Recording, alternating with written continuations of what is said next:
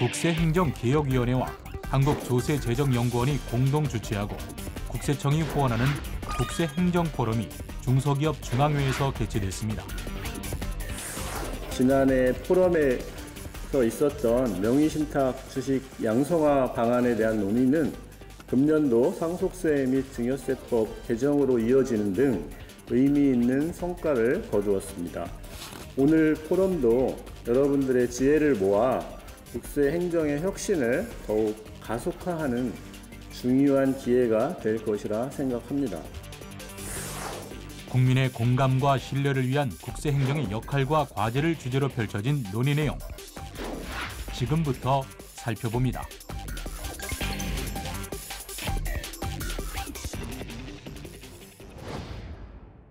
국세청은 납세 편의성 제고와 성실납세 공감대 확산에 최우선 순위를 두고 국민이 공감하고 신뢰하는 국세행정을 구현해 나가는 데 앞장서고 있는데요. 이 밖에도 국세행정이 한층 더 도약하기 위한 정책 방안에는 어떤 것들이 있는지 지금부터 하나씩 살펴보겠습니다.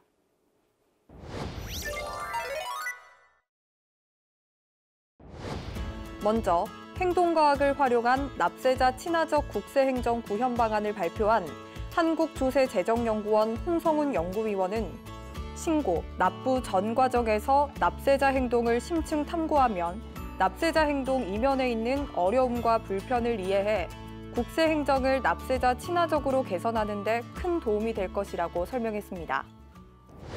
이 행동과학에서는 이러한 의사결정 과정의 전반적인 과정이 기존에 우리가 상정하던 어떤 이기적이고 합리적인 개인과는 좀 다르게 어떤 사회적인, 심리적인 그리고 인지적인 요인들이 영향을 미치기 때문에 이런 것들을 바탕으로 해서 우리가 정책을 논의하고 제도를 설계한다면 어떤 납세자들의 편의성을 제고할 수 있지 않을까.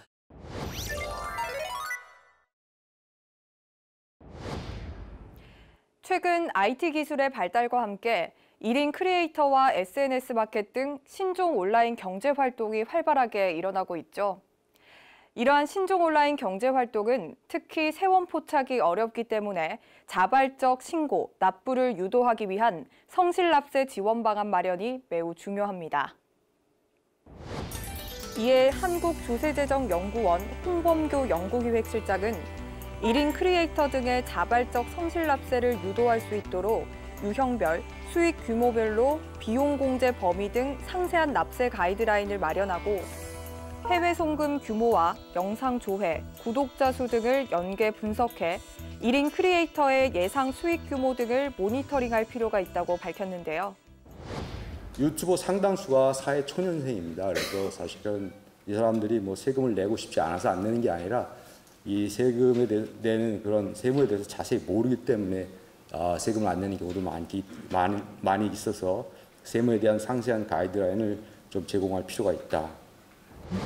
또 SNS 마켓 운영자의 성실납세를 담보하기 위해서는 과세당국이 거래 정보를 정확히 파악할 수 있어야 한다고 보고 통신 판매업자의 거래 시에 사업자 등록번호를 반드시 표시하도록 법률에 규정하거나 통신 판매업을 현금 영수증 의무 발행 대상에 추가하도록 소득세법을 개정하는 방안을 검토할 필요가 있다고 언급했습니다.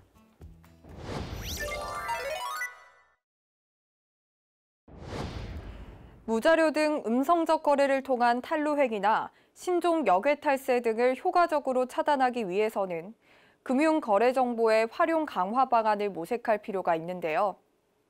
이에 홍익대학교 경제학부 박명호 교수는 탈세 행위에 엄정 대응하기 위한 금융거래정보 활용 확대 방안을 제시했습니다.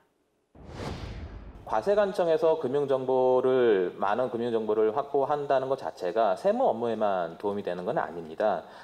기존 과세 자료하고 금융거래 정보를 연계해서 분석하고 그런 과정 속에서 조세범죄 외에도 자금 세탁 등 금융범죄를 발견할 수 있고 박명호 교수는 조사 대상 선정 단계에서도 금융거래 정보를 적극 활용할 수 있도록 금융실명법상 정보 제공 요건을 특정 금융정보법상 요건과 동일하게 조세 탈루 혐의 확인을 위한 조사 업무로 개정할 것을 제안했는데요.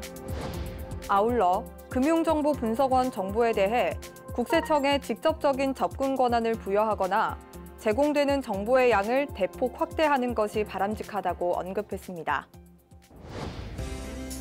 국세청은 이번 포럼에서 논의된 의견들을 면밀히 검토해 실행 가능한 사안은 정책에 적극 반영해 나갈 계획인데요. 아무쪼록 이번 포럼이 합리적이고 실효적인 정책 방안을 모색하는 또 하나의 계기가 되길 기대합니다.